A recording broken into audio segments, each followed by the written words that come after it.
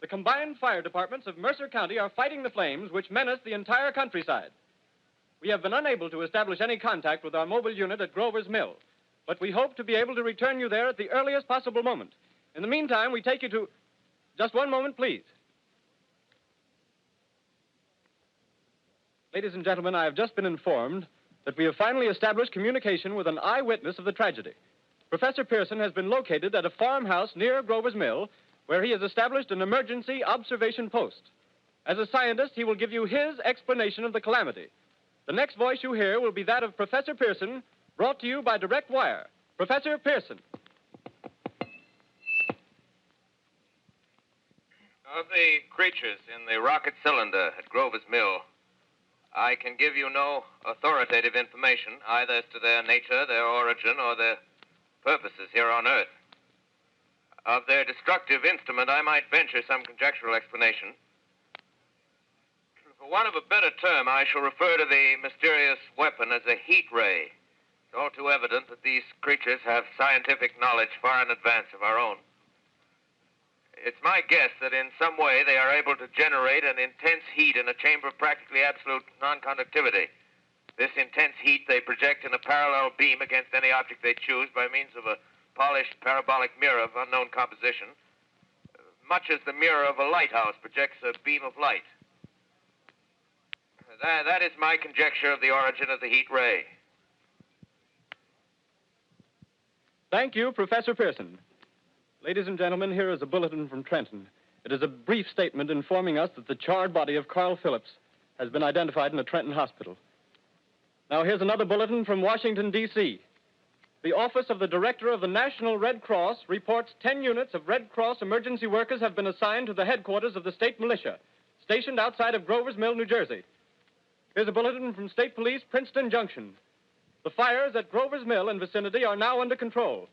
Scouts report all quiet in the pit, and there is no sign of life appearing from the mouth of the cylinder.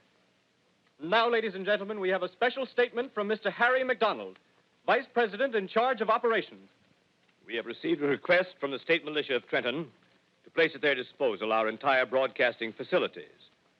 In view of the gravity of the situation, and believing that radio has a responsibility to serve in the public interest at all times, we are turning over our facilities to the state militia at Trenton.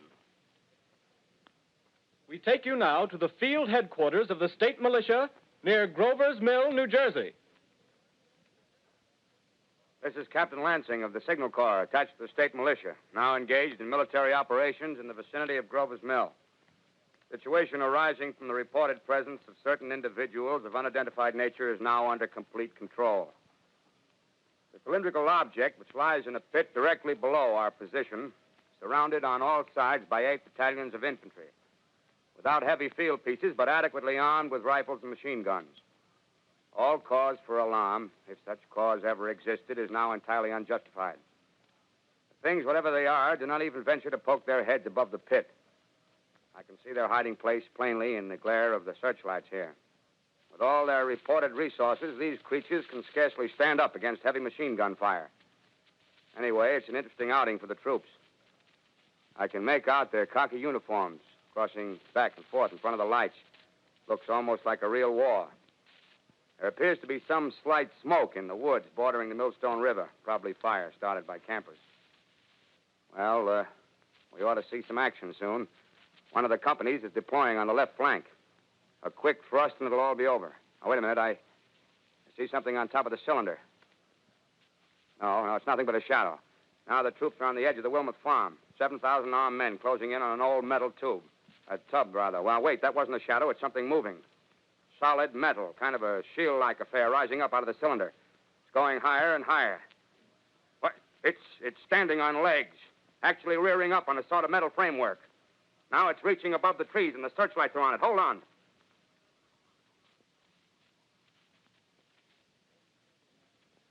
Ladies and gentlemen, I have a grave announcement to make. Incredible as it may seem, both the observations of science and the evidence of our eyes lead to the inescapable assumption that those strange beings who landed in the Jersey farmlands tonight are the vanguard of an invading army from the planet Mars. The battle which took place tonight at Grover Mills has ended in one of the most startling defeats ever suffered by an army in modern times.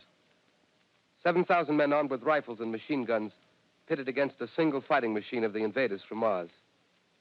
120 known survivors. The rest strewn over the battle area from Grover's Mill to Plainsboro, crushed and trampled to death under the metal feet of the monster, or burned to cinders by its heat ray. The monster is now in control of the middle section of New Jersey and has effectively cut the state through its center. Communication lines are down from Pennsylvania to the Atlantic Ocean. Railroad tracks are torn and service from New York to Philadelphia discontinued, except routing some of the trains through Allerton and Phoenixville.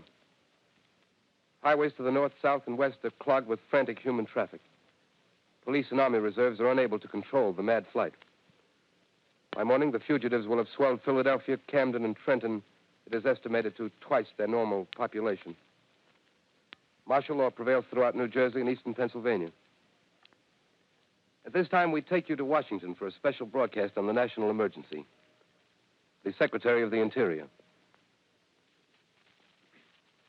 Citizens of the nation, I shall not try to conceal the gravity of the situation that confronts the country, nor the concern of your government in protecting the lives and property of its people.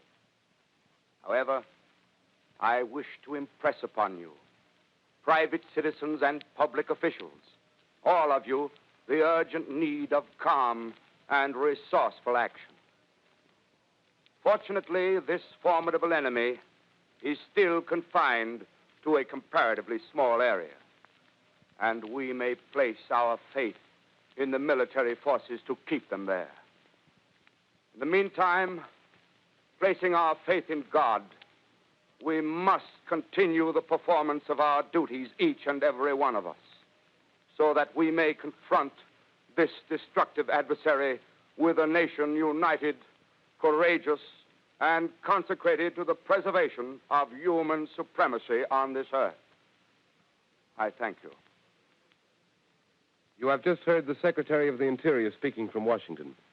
Bulletins too numerous to read are piling up in the studio here. We're informed that the central portion of New Jersey is blacked out from radio communication due to the effect of the heat ray upon power lines and electrical equipment. Here's a special bulletin, New York. Cables have been received from English, French, and German scientific bodies offering assistance. Astronomers report continued gas outbursts at regular intervals on the planet Mars. The majority voiced the opinion that the enemy will be reinforced by additional rocket machines. There have been several attempts made to locate Professor Pearson of Princeton, who has observed Martians at close range. It is feared he was lost in the recent battle. Langham Field, Virginia. Scouting planes report 3 Martian machines visible above treetops, moving north toward Somerville with population fleeing ahead of them. The heat ray is not in use, although advancing at express train speed, invaders pick their way carefully. They seem to be making a conscious effort to avoid destruction of cities and countryside. However, they stop to uproot power lines, bridges, and railroad tracks. Their apparent objective is to crush resistance, paralyze communication, and disorganize human society. Here is a bulletin from Basking Ridge, New Jersey. Coon hunters have stumbled on a second cylinder similar to the first, embedded in the great swamp 20 miles south of Morristown. Army field pieces are proceeding before the cylinder can be opened and the fighting machine rigged. They are taking up a position in the foothills of Watchung Mountains. Another bulletin from Langham Field, Virginia.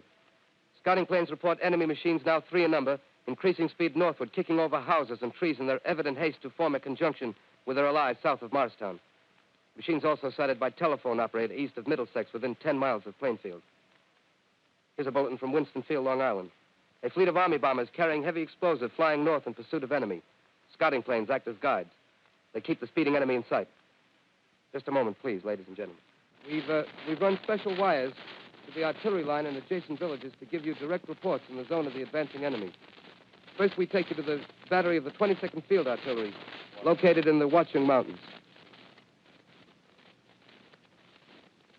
Range 32 meters. 32 meters. Projection 39 degrees. 39 degrees. Fire. 140 yards to the right, sir. Shift range 31 meters. 31 meters. Projection 37 degrees. 37 degrees. Fire.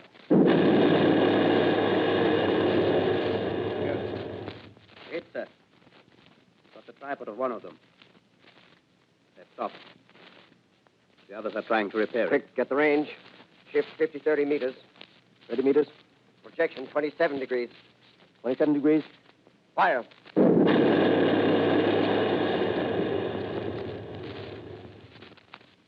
see the shell answer.